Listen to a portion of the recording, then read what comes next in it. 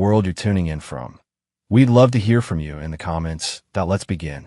There are moments in life when you think you have everything figured out. You believe the foundation you've built is solid, unshakable, indestructible. You tell yourself that the person you love, the one you vow to spend forever with, could never betray you, not in the way you fear. But life has a cruel way of proving you wrong. I was 32 years old, living what I thought was a successful life. I had dedicated the past decade to managing a prestigious luxury resort on Florida's Space Coast, a place where guests came to escape reality. It was more than just a business to me. It was a dream, something I've been working toward ever since I was a teenager, learning the ins and outs of hospitality. I had everything I wanted: a thriving career, a beautiful wife, and a home that we had built together. From the outside, people would say I had it all: a perfect marriage, a stable future, a loving partner. But I learned that perfection is just an illusion. Madeline, my wife of 4 years, was the kind of woman who captured attention effortlessly. She had a way of walking into a room and making everyone turn their heads, her confidence radiating like the sun. When we first met, I was enchanted by her intelligence, her ambition, her undeniable charm. She had this fire in her eyes, the kind of spark that made you believe she could conquer the world. And for years, I believed in her. I trusted her, until I discovered that she had been living a lie. It wasn't a dramatic revelation, at least not at first. It started with something small, a mistake on her part, a careless oversight that would eventually unravel her entire deception. It started with my dog. Max, my loyal German Shepherd, was more than just a pet. He was my companion, the one who greeted me at the door every day without fail, the one who had been by my side when I worked late nights at the resort, waiting patiently for me to return home. That evening, like any other, Max ran up to me, his tail wagging, something clenched between his teeth. At first, I didn't think much of it. Maybe it was a sock, a torn-up shoe, or another one of his usual discoveries from the backyard. But when I reached down and took it from him, my breath caught in my throat. It was a pair of men's boxer shorts, navy blue, decorated with golden rockets, a custom print that I recognized instantly, because I had seen them before. Lucas Sterling, Madeline's boss, the CEO of the aerospace company she worked for, was known for his obsession with his brand. He had personally designed a set of boxers featuring his company's logo, handing them out as a joke at a corporate Christmas party. And now, here they were, in my backyard, in my hands. A cold realization crept up my spine. What the hell were his boxers doing here? At first, I tried to rationalize it. I needed to believe there was some kind of innocent explanation. Maybe it was a coincidence. Maybe Madeline had accidentally brought them home from work. Maybe some office prank had gone too far, and she had taken them as a joke. But the pit in my stomach told me otherwise. Because deep down, I already knew the truth. I just wasn't ready to face it. That night, I watched Madeline as she moved around the house, completely unaware of what I had found. She was smiling, laughing as she scrolled through her phone, humming to herself as she poured herself a glass of wine.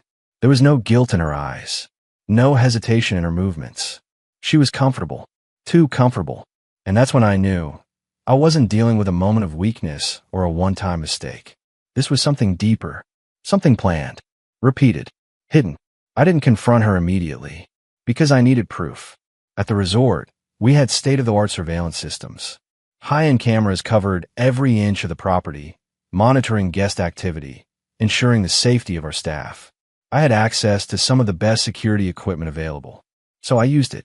The next morning, I took the day off work and called in a favor from one of my most trusted IT specialists.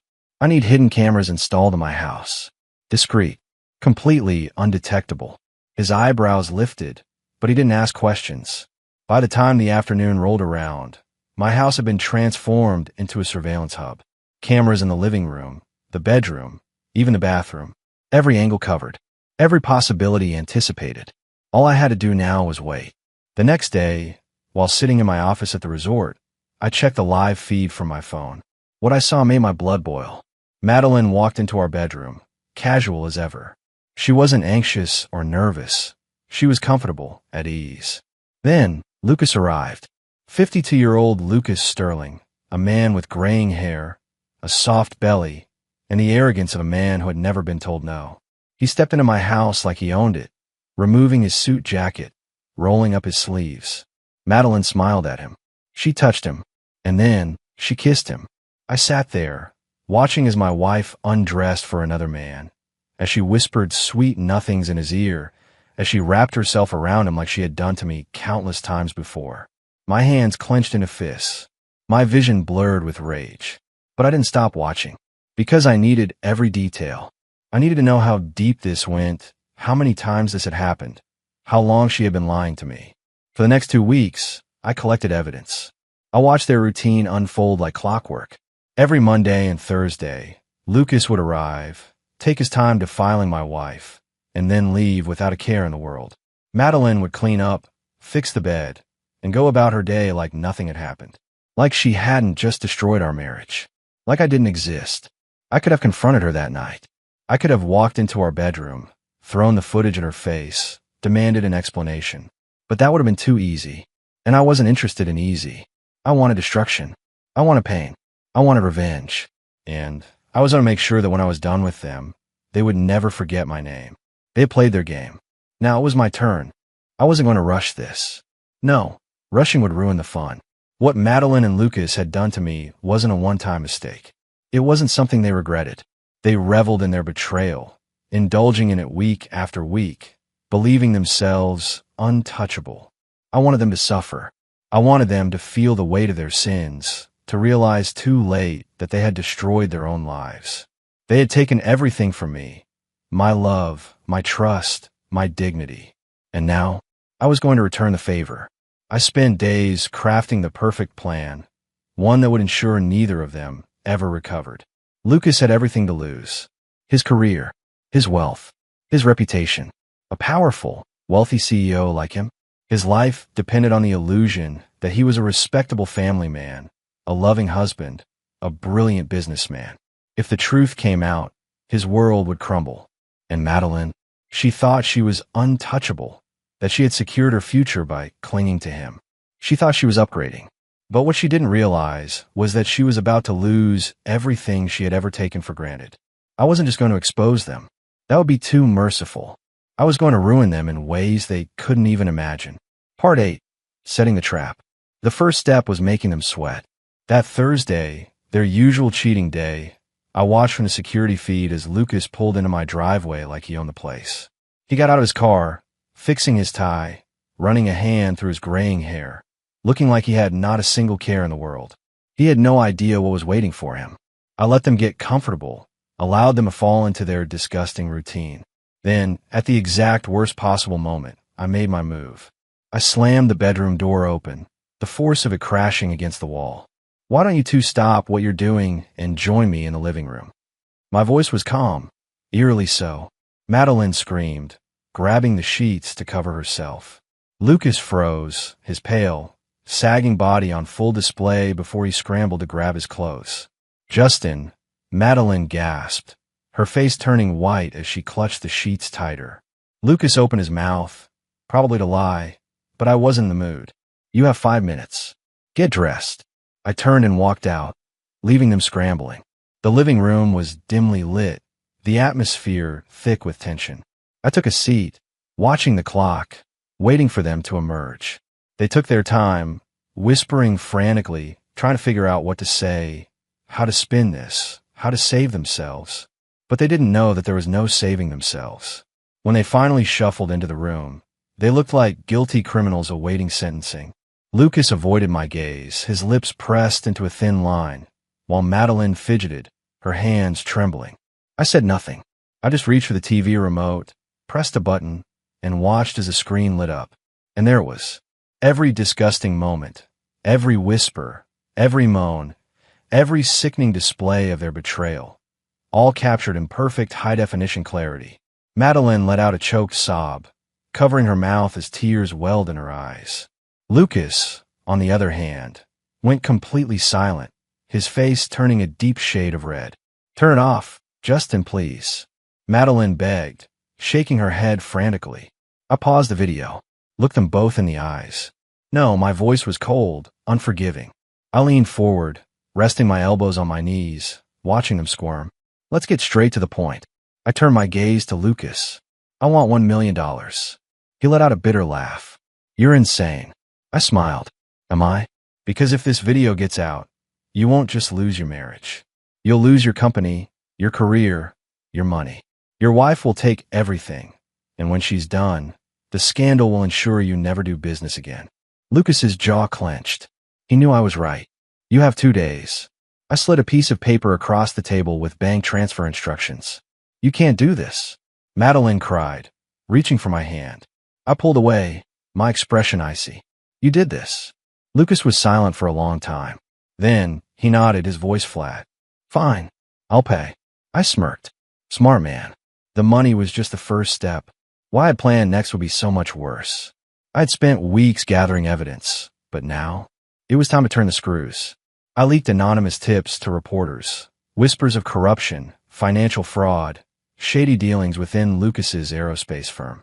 I sent carefully crafted letters to his board members, hinting that he had been involved in multiple affairs with employees, using company resources for personal pleasure. And then, when the time was right, I sent the final blow, a copy of the video to his wife. The aftermath was glorious.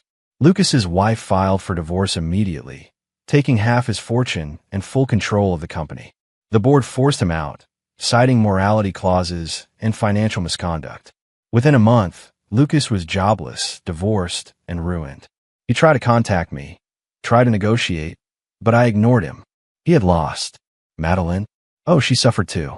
When the dust settled, she was left with nothing. Lucas had discarded her like trash, and without his financial support, she found herself jobless and alone. She tried begging me to take her back, showing up at my new hotel, a beautiful beachfront paradise I had purchased with Lucas's money. But when she stood before me, desperate and broken, I simply smiled. Check with the front desk. They'll book you a room at another hotel. You're not welcome here. And with that, I walked away, leaving her to rot in the mess she had made. For a man who once stood at the pinnacle of success, Lucas Sterling had never looked more pathetic. After his wife divorced him, after he lost his company, his fortune, and his standing in society, he tried everything to salvage what little he had left.